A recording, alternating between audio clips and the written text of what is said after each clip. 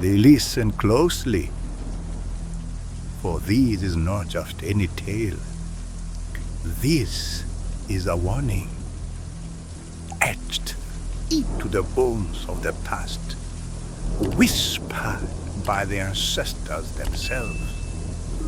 Long, long time ago, in a village where the sun scorched the earth, the rivers ran dry.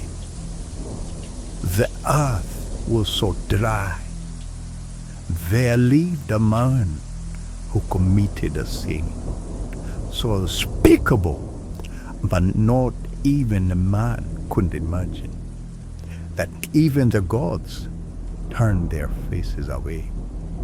This man, he was a chief, a father, and before the end of this story, he became something else, a monster. This is the story of the man who ate his daughter alive.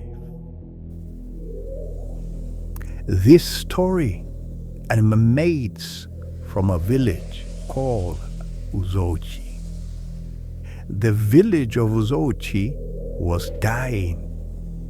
The rains had not fallen for 3 seasons. The crops had withered, and the animals grew thinner and thinner. And the people of that village, they starved due to lack of food. Even some of them were dying.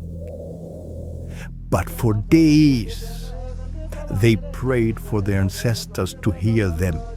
They begged, they cried to the earth that they might produce something to feed their families, something to feed their children. But all these prayers, all this crying were in vain. The skies remained as empty as their bellies. Yet in the heart of all this suffering and cried and died, one man in the whole village still feasted like a king, like a leader, like a man with no mercy, man with no fear, man with no kind heart. His name was Chief Mbaya. Chief Mbaya was a man of power and no mercy.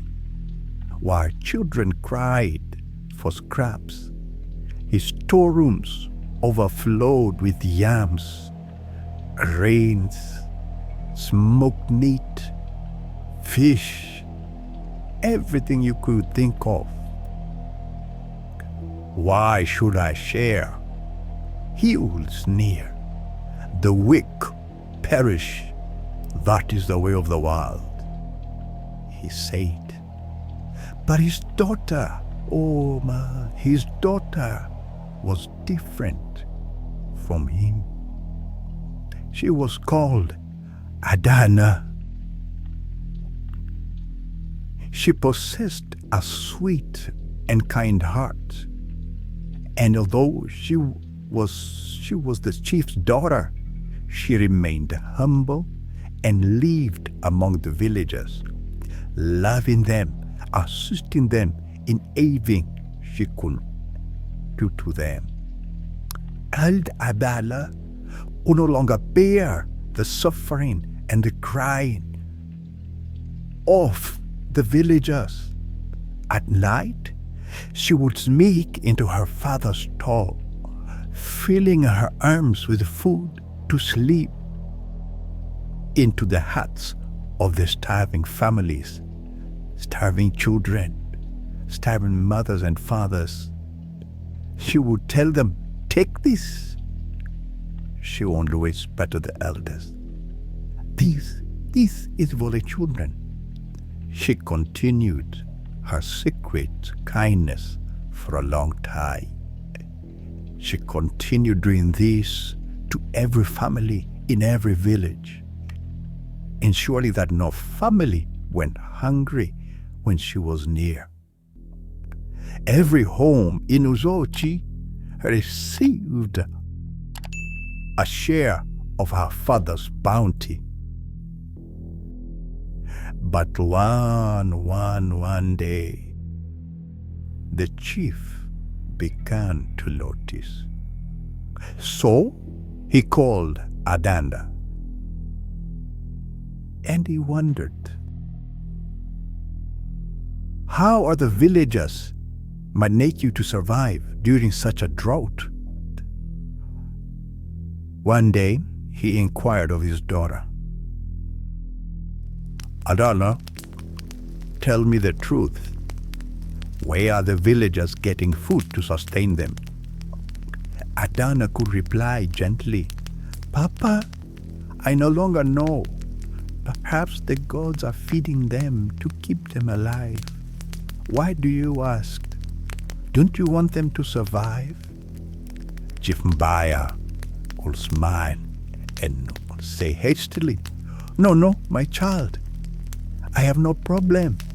If the gods are keeping them alive, that is fine. At least we see they are not silent. Adanna walked away slowly, her heart pounding, leaving her father murmuring to himself. But secrets, my friend, never stayed buried for a long time. One moonless night, Adanna crept out.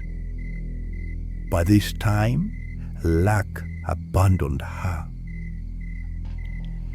Chief Mbaya had awakened to that faint sound. He rose slowly and crept to the window. There he saw a figure moving towards the story.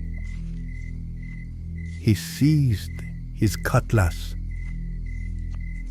and he stormed outside.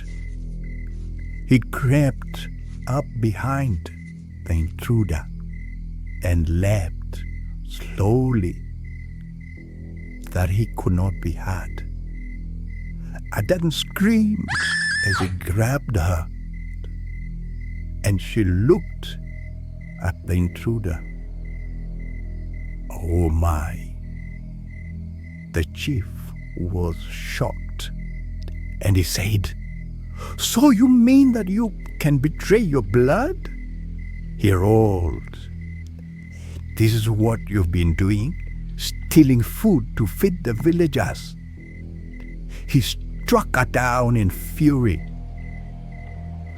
Tears streamed from Adanna's eyes as she pleaded, Papa, I only wanted to help them so they will not die of hunger, so that I could save them from this drought on this land. But before his rage could rise again, a shadow steered in darkness. A stranger stood beyond the firelight, tall, dropping pepper drops, his smile too wide. A chief must be strong, the stranger murmured, his voice like the leaves scraping stone, even if it means devouring weakness. And with those words, something inside Chief Mbaya broke. After that incident,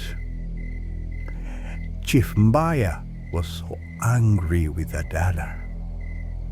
So they retreated back to their hut and to sleep. That night, Chief Mbaya could not sleep. The stranger's words slithered through his mind like a serpent. Eat what you love most. Avoid haste, or the village will perish, never to be seen again. He tossed and turned, his stomach gnawing, But this was not ordinary hunger. This was something darker, something ancient. At dawn, the villagers awoke to screams and found the chief, bloodied and wild, standing over his slaughtered livestock. "I must feed," he shrieked. But the stranger's whisper returned to his mind. "No, deeper. What do you truly cherish?" The villagers watched in horror, and he bubbled and shook. One asked, "Chief, what is happening, or what is the matter with you? You have eaten your livestock." But Chief gave no answer. Instead, he fled into the forest, running away, very shaken of what he had done. That day, the villagers searched with Adanna all day, looking for him in every corner of that village, in the corner of every forest. But they could not find him, and there was no trace of him. So they decided to retreat back to their homes when night fell. Back in the dead night, he returned, the chief. Outside his hut, he stood and called, "Adanna." And Adanna, ever faithful, rushed to him to see if it was his father. "Papa, where have you been? We searched for you. Where did you go all of a second?" Chief Mbaya looked into her eyes and whispered, "Don't worry, Adanna. I am fine. You are my heart, and the heart must be strong." The chief approached Adanna. And Adanna stepped back. "Papa, what are you doing?" Adanna asked. Suddenly, Chief Mbaya threw Adanna to the ground, and he leapt and jumped on her. His eyes glowed with a savage hunger. His hands gripped her throat. And that was the last time anyone saw Adanna alive. The next morning, a strange smell filled the air in the village. The villagers wondered what is wrong. Where is that smell coming from? And one of the villagers saw that the smell was coming from the chief's house. So the villagers ran, and gathered outside Chief Mbaya's hut. And he found Chief Mbaya sitting beside his fire, his belly swollen, his lips slick with red, with blood on his hands, blood on the ground. "I had no choice," he muttered again and again. "I had no choice. I had no choice. I had to save us. I had to save this village. I had to save all of you. I had to save us all," he said. All villagers shook, mouths agape, wondered, or as Chief Tanitu.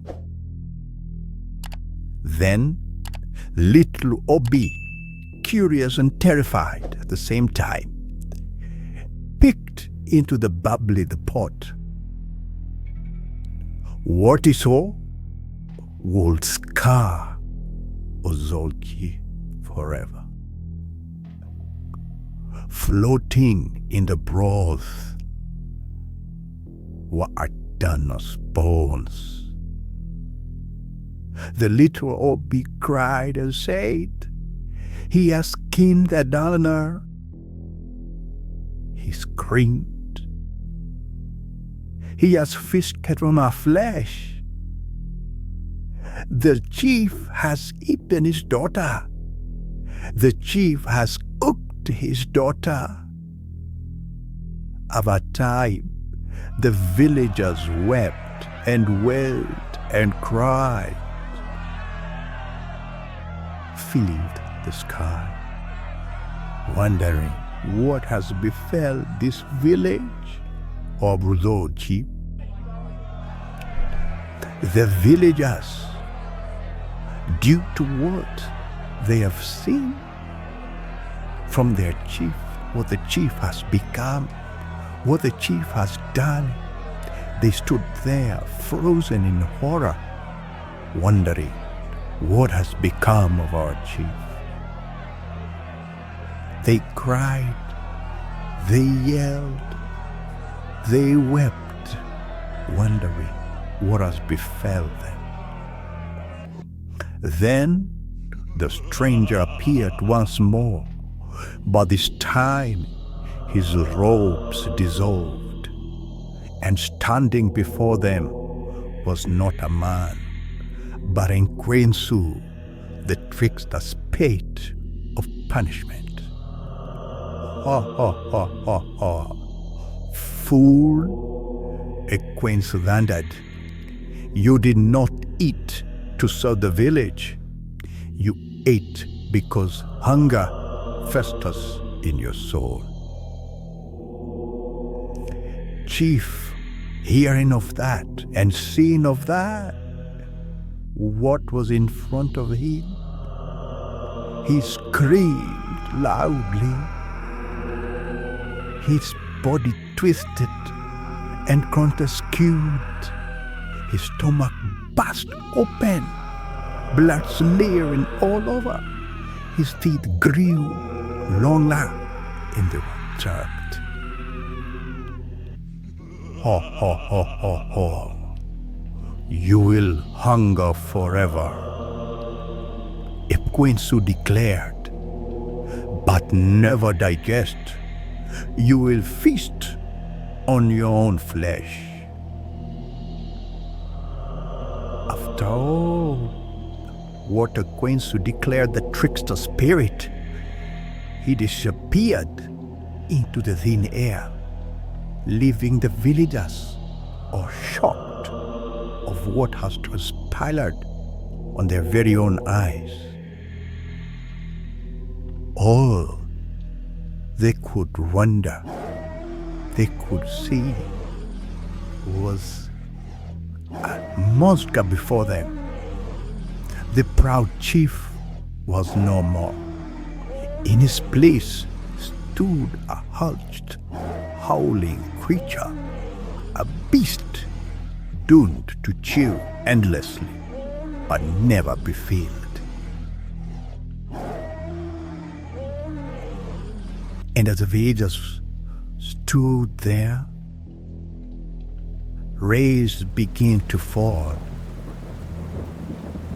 And as the first drops touched Uzochi, the people wept, they cried, and all leaned and raised their hands, that the Lord gods have remembered them. But they cried, what had happened in their village? They wept, not because for Adanna, but for the lesson learned too late. My friend, greed eats the greedy. The wicked devours themselves, and their sisters always collect their debts.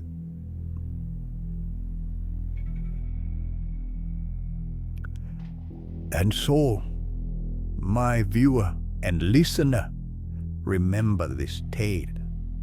When night falls and the wind whispers your name, there are hungers no food can satisfy. There are lines no soul can never cross. Their world is old, the spirits watch, and some stories are carved in God. Fake, but never forget the man who ate his daughter. Subscribe for more. Thank you.